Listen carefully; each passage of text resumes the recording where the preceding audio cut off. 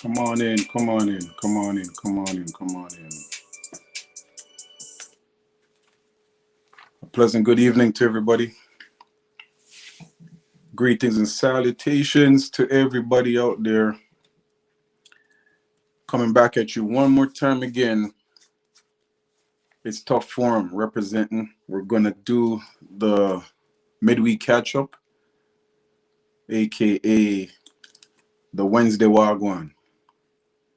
So last week, my apologies, but as we were getting prepared for the Holy Weekend, the Easter weekend, we had a couple things that we had to take care of, so didn't get to put out anything last week. So this week I'm going to just double up and give you the recap on what's going on in the city, what's going on around the world,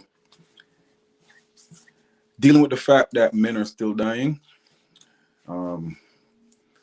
at an increasing rate, and doesn't seem to be any slowdown, even on a solemn weekend such as Easter. So here we go with the midweek catch up, the Wednesday gwaan. So, as of last Monday morning, a man approached a woman, knocked her to the ground, and stabbed her in the neck and chest as she was leaving the Yorkdale subway station. Yeah. I'm going to tell you right off the bat that we're going to have a few themes going on in this episode.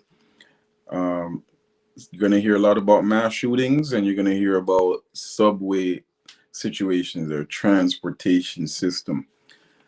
So I'll get back into that a little again. But before that, let me just first start off by actually saying shout out to my little nephew, Josiah Sutton.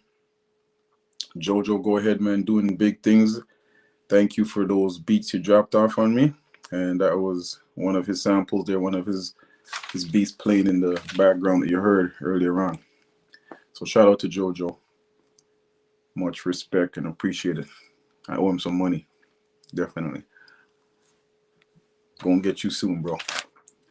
So yeah, the Monday last week, digging through the papers, and I seen that a woman was approached and knocked down and stabbed in her neck, is what we heard reported, and in her chest as she was leaving a Yorkdale subway station, some place that I used to frequent a lot. I'm sure we're familiar with Yorkdale, very busy spot. The suspect was held and restricted by a TTC worker and two members of the public until police arrived on scene. So a 37-year-old man has been charged with assault with weapon, assault causing bodily harm, and weapons dangerous. This was on the Monday. And on the weekend before that, on Saturday before this, a man was struck on the back of his head by another man.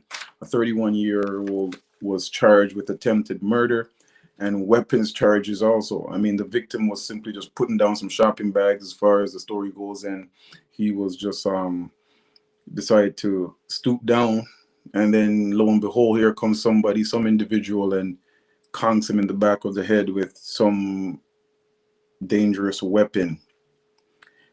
But Good news is with these two stories that I just talked about, I just mentioned, I believe the victims are going to be okay. A little shaken up and traumatized, of course, because these were unprovoked attacks.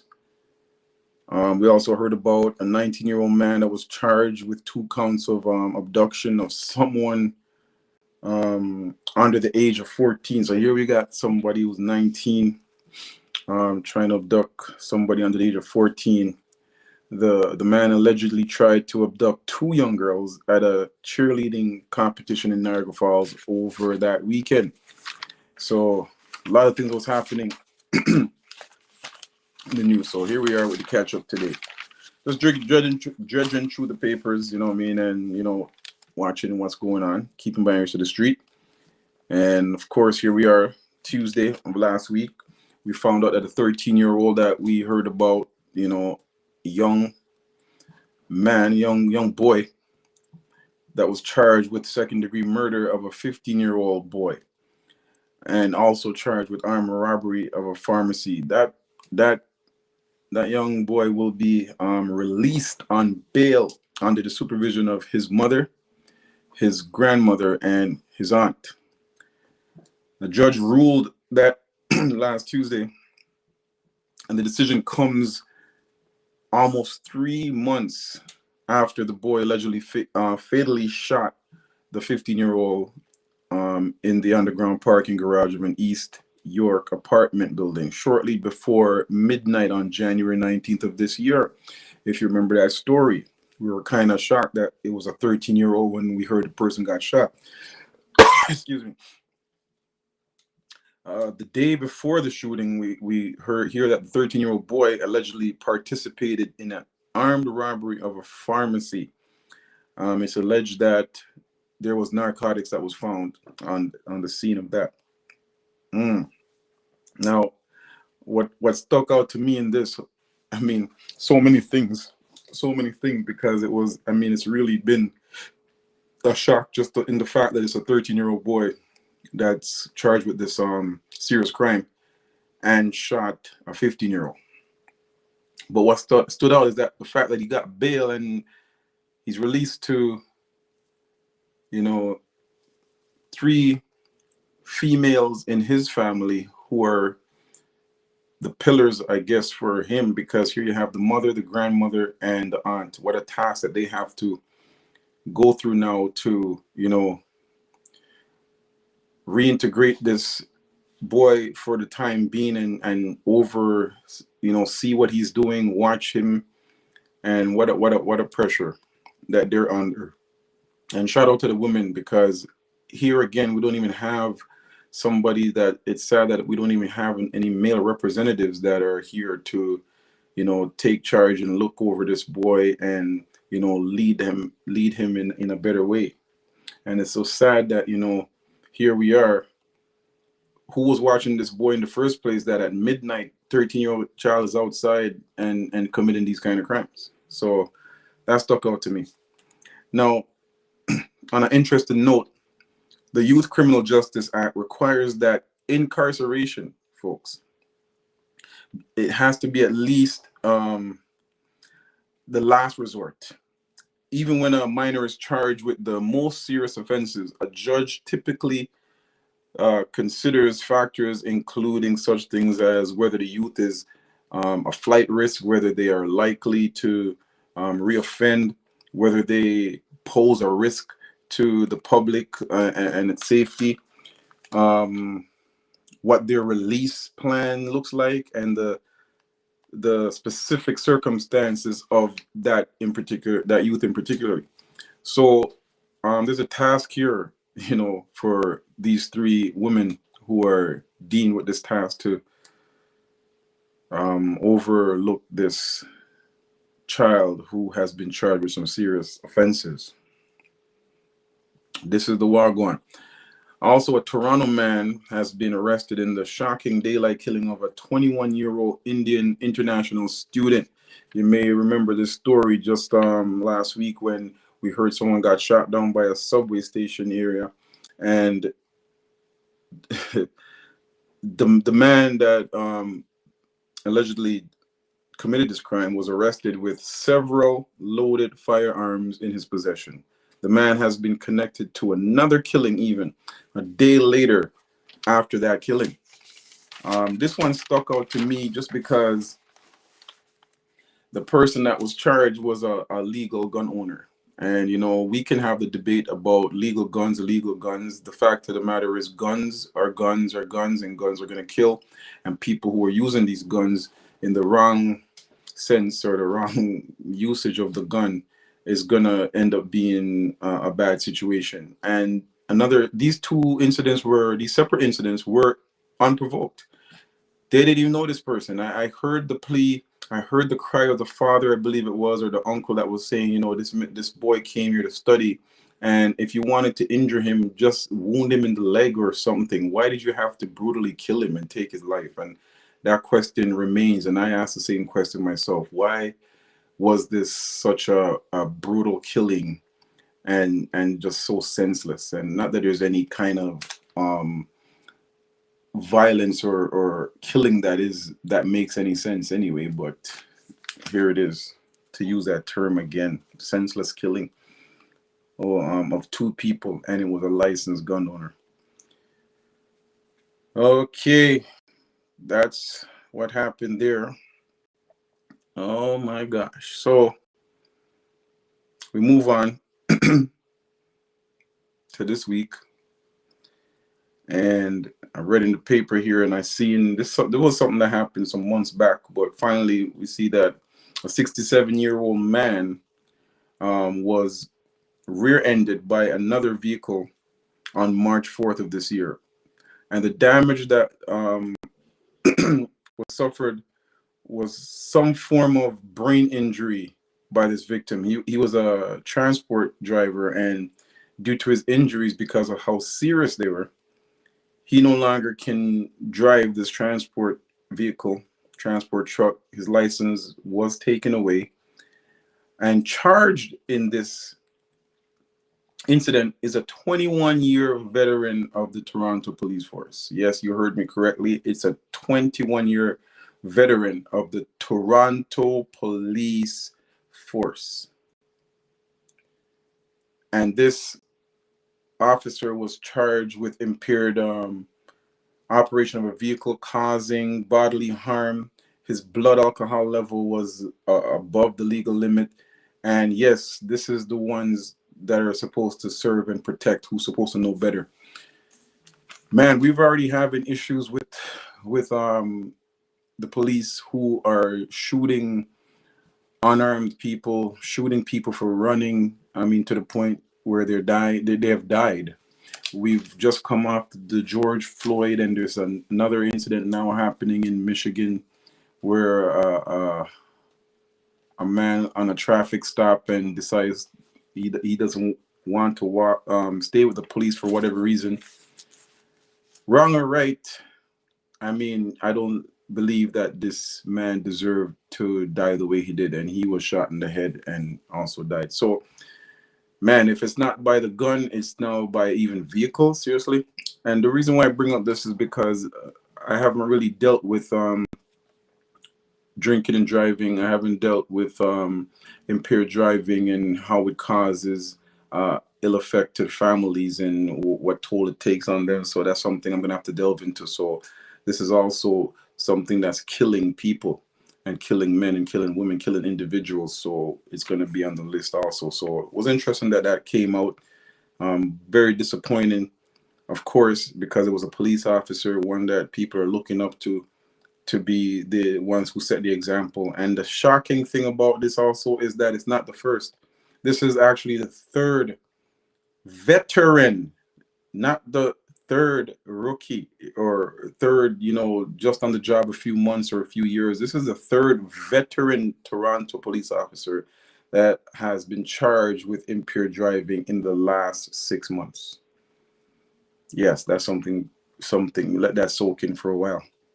So as I said earlier on, the theme seems to be today about in this doubling up of news cycles for 2 weeks, seems to be subways or transportation systems and mass shootings. So we talked about someone who was just hurt the other day um, by a knife, stabbed the neck, and here we go again. Uh, here we go again. In Brooklyn, New York, last week we heard that a man boarded a train and allegedly put on a gas mask and or some form of mask and opened a can of smoke, and smoke was coming out and began to fire upon the riders on the train. Yes, a man boarded a train and put on a mask, opened fire, and opened a can of smoke and started to shoot the riders. Up to 26 people were injured, 14 were shot, and the suspect was at large, but obviously now we know through the cycle that he has now been arrested. Don't know what's going through his mind, but imagine, people, you're traveling on a commute. You're doing a commute to go to your destination of work, leisure, whatever it is, but you're using a transportation system that you believe is safe. And here comes someone out of the blue having a bad day for whatever reason and says, yep, I'm going to shoot whoever is in my way today. I don't know. I don't know. Who are we living amongst? Are the people just possessed? Because I mean, it's beyond mental faculties here. It's for me, it's beyond just saying mental distress and mental issues. You gotta be demonically possessed, man. Is the devil had to have reached into these people unprovoked? You're going to work. You're going to see your friend. You're going to see your family. You're going to the store. Get shot. That's crazy. That's crazy. Oh my gosh. Yep. So let's come off of that for a second. This week went through the Holy Weekend. Of course, had our Good Friday service, had Easter Sunday, Resurrection Sunday. Praises be to God. Jesus came and died on the cross. We commemorated this weekend his death, burial, and his resurrection. For those who believe, like I do, I believe. And trust me, it was an awesome weekend, for everyone involved. Those who were practicing, I mean, Jews were practicing.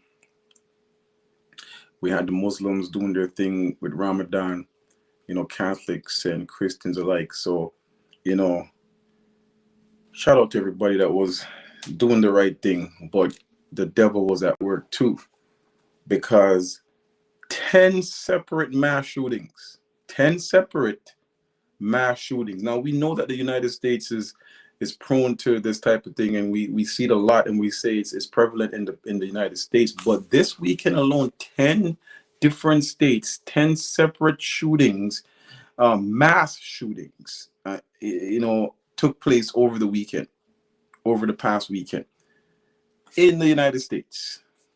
I don't make this stuff up. People were getting shot in clubs and parties, on lounges, on porches. What is going on? Randomly just getting shot. I don't know what has to go through the mind of someone that says, I'm gonna put harm on somebody and inflict pain on their body. Oh my gosh, through the act of that kind of violence with gun, knife, or whatever. That's what we saw. Let's go on. We see that a suspect was sought after a drive-by shooting in Scarborough. This time, it wounded five who was leaving a mosque on the weekend. Now, imagine this: you go out to worship, you go into your place of worship to do your thing, and you come out, do a little fellowship maybe, and then you hear bang, bang, bang, bang, bang. I mean, five people got shot. And thank God, I think they're all recovering. I don't think anyone passed away, anyone died, but it could have been worse. And for what? I don't understand. But I'm just giving you the wagwan, just giving you the midweek catch up, and that's where we are.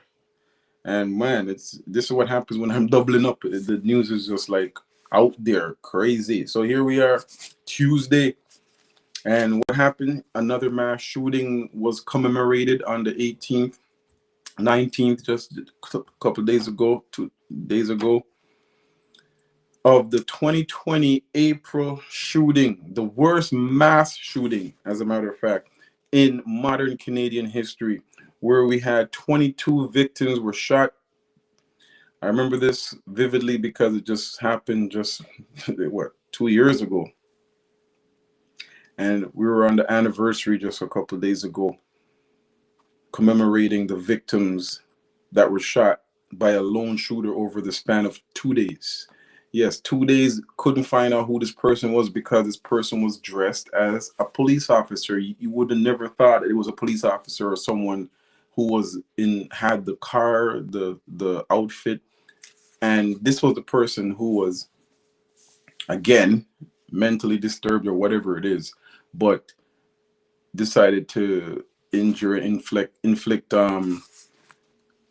massacre and mayhem in Nova Scotia. So we commemorated that just the other day. Wow. Wow, wow, wow. And here we go again, from mass shooting back to transportation or trans system.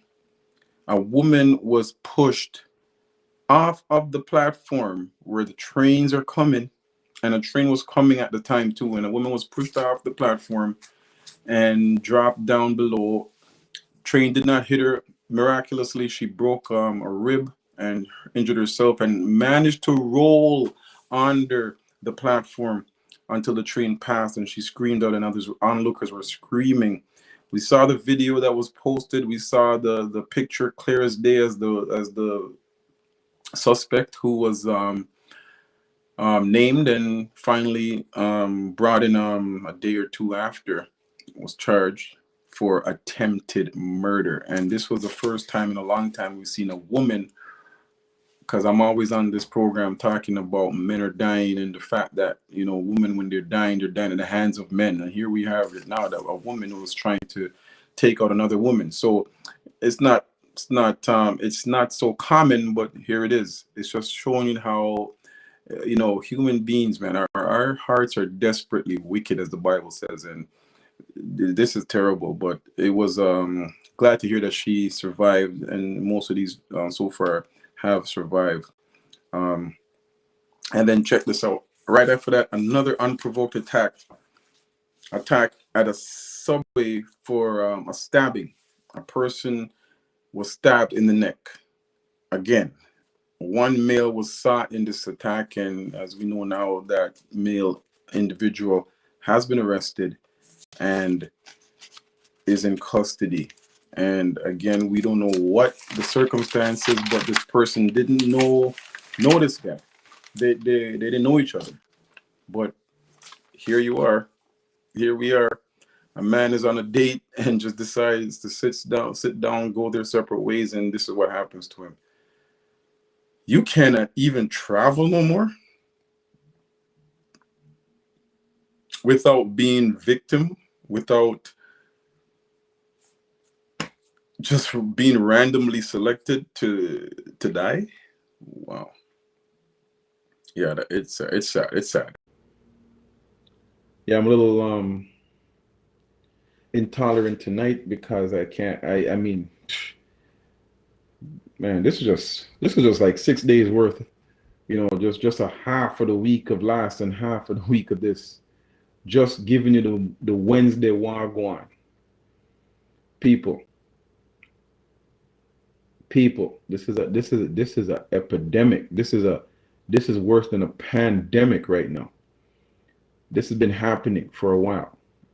And this is what's happening in your city. This is what's happening outside your city. This is what's happening around the world. This is what's happening in your neighbor's backyard. This is what's happening probably just down the street from where you work, where your kids go to school, where you commute to go to your work, on subways. Be vigilant out there, people. Be aware of your surroundings, because right now we can't even be aware of the person that's walking in front of us or beside us or behind us. We cannot give them the benefit of the doubt, unfortunately. We only trust that God is watching over our backs.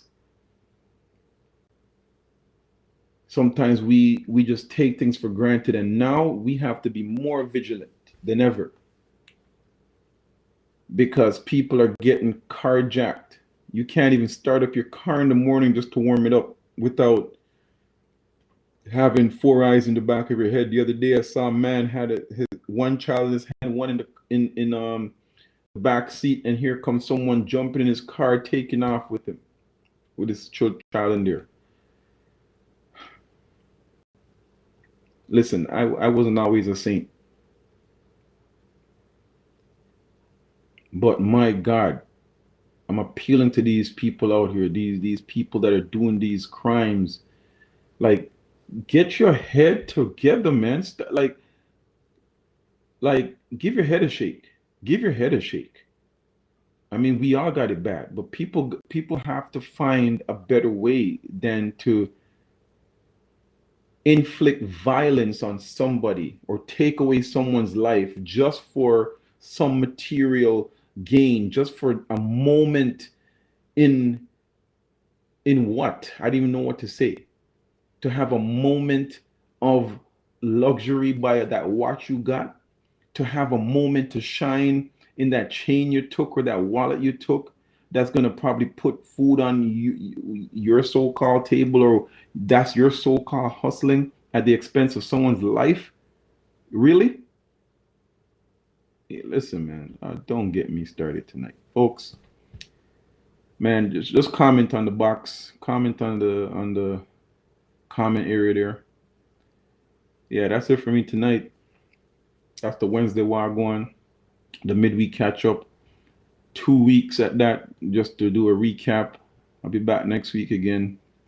God spare my life. You pray my strength as I pray yours. And until we can, have a deeper discussion, a deeper dive, I'm going to keep bringing it to you, because this is what's happening. I want you to be aware of your surroundings, aware of what's happening, and that it can happen to anybody at any time.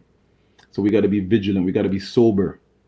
We have to keep God at the forefront of our minds, and to you know really try to filter out what our kids are watching, and to differentiate between reality fiction, what's portrayed on TV, and what is portrayed as just making ends meet at the expense of someone's life. And if that's how you're making ends meet, brothers, because I'm not sisters too, but brothers, or men out there, I use that term loosely, to you thugs or hoodlums or whatever you want to call yourselves out there. If that's how you think, that's what it is, making ends meet at the expense of somebody else's life, give your head a shake.